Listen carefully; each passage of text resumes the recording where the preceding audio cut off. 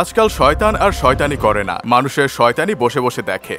আমাদের দেশের জনপ্রিয় র্যাপার আলী হাসানকে দেখলাম আরজি কিবরিয়া শোতে গিয়ে বলছে, যত যাই হোক গান বাজনার টাকা হারাম, যেটা হারাম সেটা হারামি, আর যেটা হালাল সেটা হালালি। আমার অটো বিজনেসের টাকা হালাল, আমি ওই টাকা দিয়ে বাসার বাজার সদাই করি, আর গান বাজনার টাকা দিয়ে 3 তলা বাড়ি বানাচ্ছি।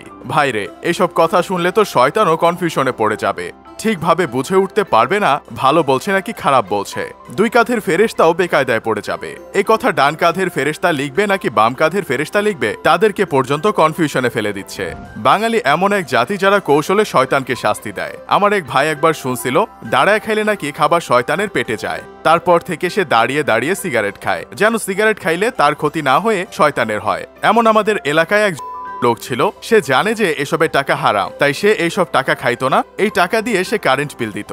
এদেশের অধিকাংশ মানুষের একটা বিশেষ ফতোয়া আছে, নামাজ না পড়লেও ইমান ঠিক আছে। সেই দলের লোক হচ্ছেন আমাদের র্যাপার আলী হাসান। তিনি হারাম খাবেন না, কিন্তু হারামে থাকবেন। এজন্যই হয়তো কেউ একজন বলেছিল, বাঙালিদের ধর্মীয় জ্ঞানের চেয়ে আবেগ বেশি। এইসব দেখে কেউ বলতেছে, গান বাজনার টাকার বাসায় থেকে ইবাদত করলে কি কখনো ইবাদত কবুল হবে? আবার কেউ বলতেছে, আগে থেকে হয়তো জানতেন গান বাজনা হারাম, তাহলে যখন করোনায় ব্যবসা ভালো যাচ্ছিল না, তখন কেন আপনি গান বাজনা ধরলেন? আর কেনই বা এই গান বাজনার টাকা দিয়ে বাড়ি করতেছেন? আপনার কাছে হারাম মানে কি শুধুই মুখ থেকে যেটা খাওয়া হয় সেটাই?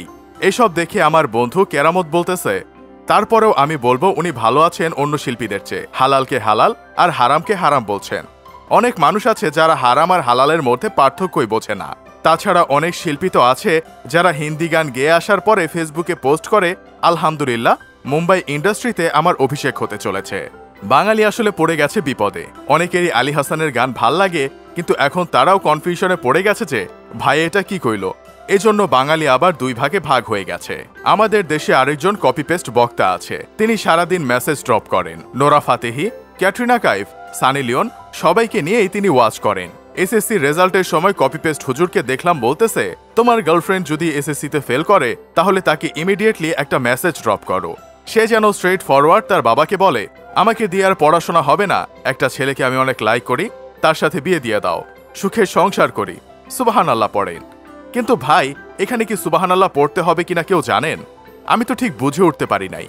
কপি পেস্ট হুজুরের আরেকজন গুরু আছে, যিনি ইয়াং জেনারেশনের জন্য আবার মেসেজ ড্রপ করেন। তুমি যদি কোনো মেয়েকে দেখে মানসিক শান্তি পাও, তাহলে that's enough for you brother, আর কিছু লাগবে না।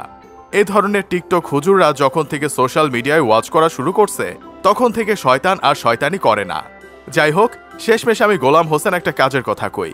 আমাদের আশেপাশে থাকা এই ধরনের লোকের জন্য সমাজের মানুষ আসলে সঠিক রাস্তা খুঁজে বের করতে পারতেছে না। তো ভাই, আপনারা কি ভাবতেছেন? আমার এই কথায় লিক আছে? আমি তো দেখতেছি ভাই আমার কথাই ঠিক আছে।